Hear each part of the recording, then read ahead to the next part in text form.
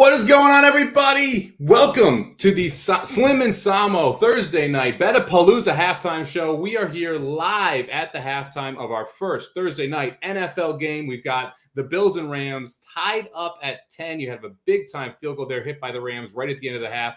Slim, first opinions on this game. What did you think? We got a lot of turnovers here. 4 turnovers in the first half. Definitely stunted the over.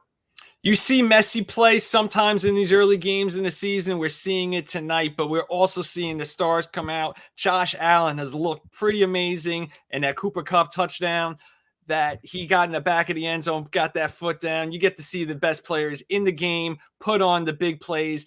And I got the Gabriel Davis touchdown, the first pick of the year on Slim Pickens. We hit it, so that was easy money. So hopefully some of y'all bet that, put it up on the Racing Dudes website today. So that was great to get off on a winning start to the season. Yeah, it's great to have 2 covers early in the first half here. Obviously, Slim, you give out Gabe Davis first touchdown. That cashes. Magic gives out Henderson over 28.5 rushing yards. We're in the books already with a cash there in the first half at 30 yards. Really interesting game plan. So I want to start out there.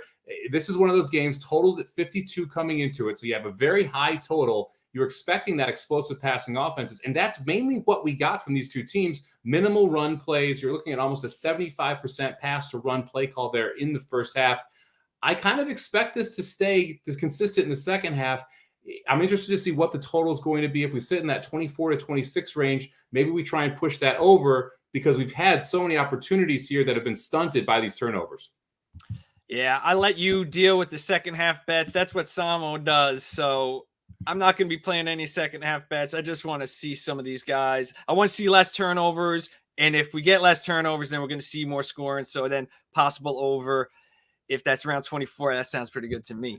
We've seen Cooper Kupp get absolutely fed here early as well. I'm surprised you haven't seen Allen Robinson get the ball more. Kupp goes into halftime here with, I believe, a game-leading eight receptions. So he's already over his total on the reception side. Stephon Diggs at 6 over his 5.5 total as well. So you're seeing the big receivers come out and play very well. Kind of waiting to see what these half lines come out at. And while we do that, we'll talk about the show in general here. So we're going to focus on some of Slim's best bets from the player props coming up in the following week.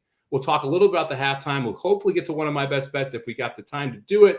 We're going to try and fly through this thing. We only have 15 minutes, but while you're here, drop your comments in as well. We'd love to hear from you. What do you think about this first half? What do you think about the second half and how this is going to go? While we wait for the second half line to pop up, Slim, let's talk about the first game we want to cover coming up here on Sunday. We've got a big-time AFC West matchup. We've got the Raiders and the Chargers coming at it. And you like an anytime touchdown there, too, there. So tell us a little bit about that.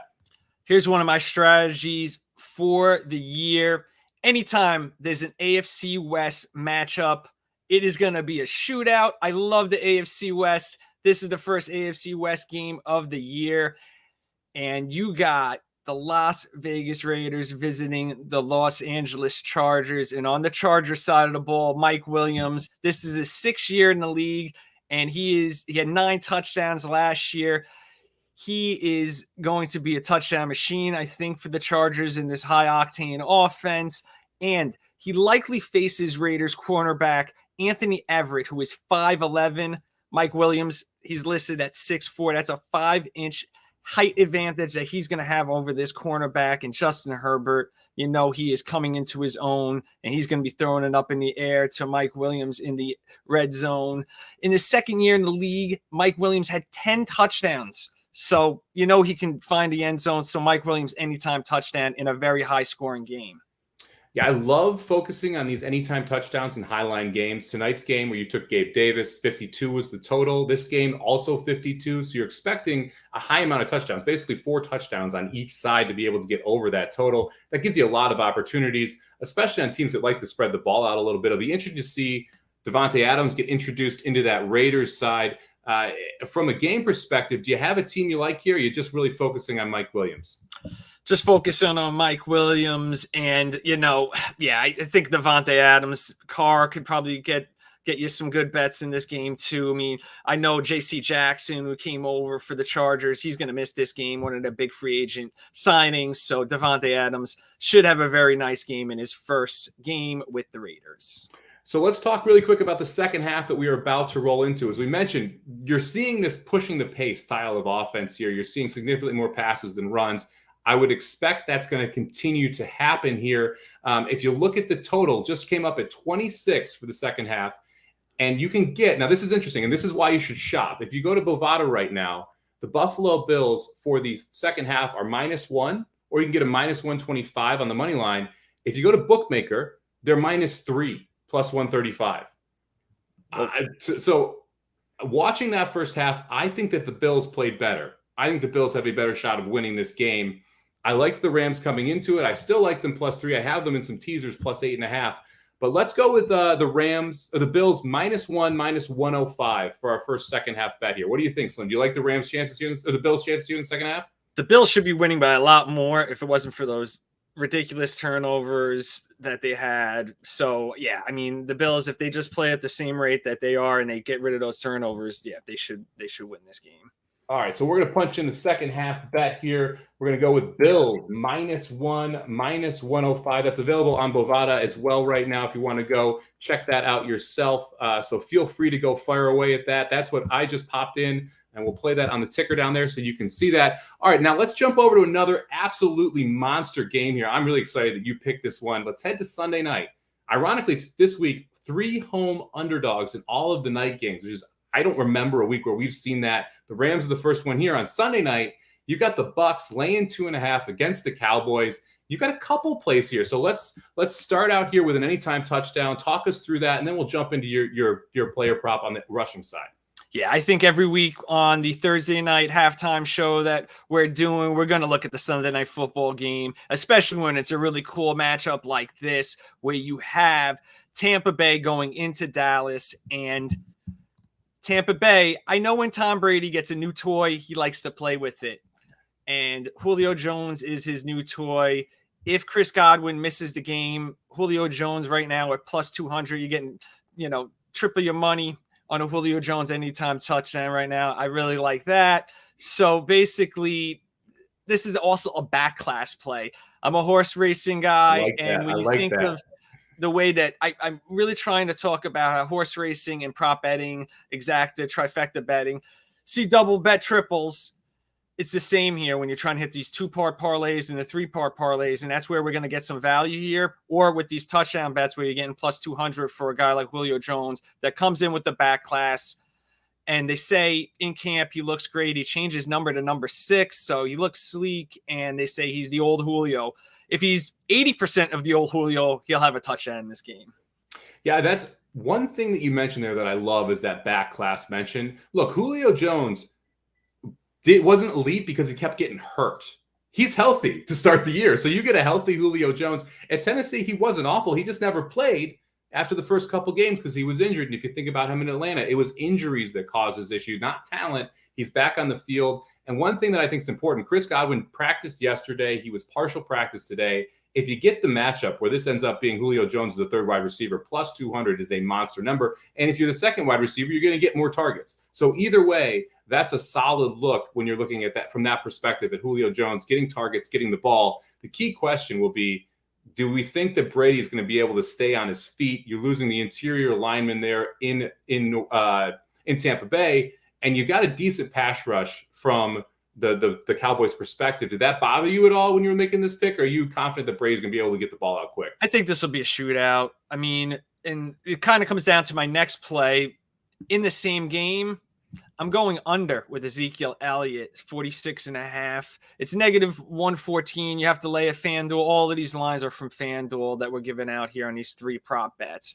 But Zeke, I got 20 things about Zeke, but I'll just make it real quick. Tampa Bay has one of the best run defenses in the league, the 3rd best run defense from last year. They might be the best coming into this year, as they have who is replacing? Oh, yes. Akeem Hicks is replacing Ndamukong Suh on the front line there. So I feel like their run defense is going to be stuffing Zeke. And I feel like this game's going to have shootout potential where Dak is going to start slinging it to CD and Brady will get going with his guys. So I think Zeke will just kind of get game scripted out of it. And if he does get some runs early, he might get stuffed. So 46.5 with the -114. I don't love laying these, but it's a good action play, and I like trying to find it under every once in a while, not just always over. You got to find a guy who's going to bust. Well, to me, the unders actually hit more often than the overs. It's just a lot less fun betting those unders than it is betting the overs. So you're always one play away from cashing the over. Interesting, too, on the Elliott bet, you've got Tony Pollard who's going to be in there. I think Tony Pollard's the better running back on this team. And so at some point, I realize you're paying Zeke a ton of money.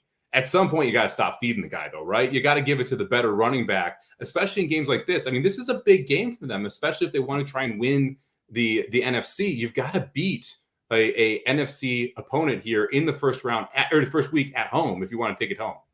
Yeah, and Dennis said here that he also likes the under a bit just because they have to throw the ball. I'll tell you one thing. Zeke averaged only 45.8 yards per game rushing in the last 12 games of 2021. He had a partially torn PCL after week 4, so all 12 of those games were run with the partially torn PCL, but 45.8, and you got to get the 46.5 here. So you're right on that number. So where did that number come from? Probably his last 12 games. You also lost Tyron Smith in the preseason, their best offensive lineman as well. So that's going to make it a little bit more difficult to run the football. I personally don't like Zeke, so I love this bet. I think the under here is the right way to go with Zeke. Nice. For me, I would much rather have Tony Pollard in my fantasy lineup. I'd rather have him in DFS. I'd rather have him in a captain lineup if you're looking at DraftKings going that direction.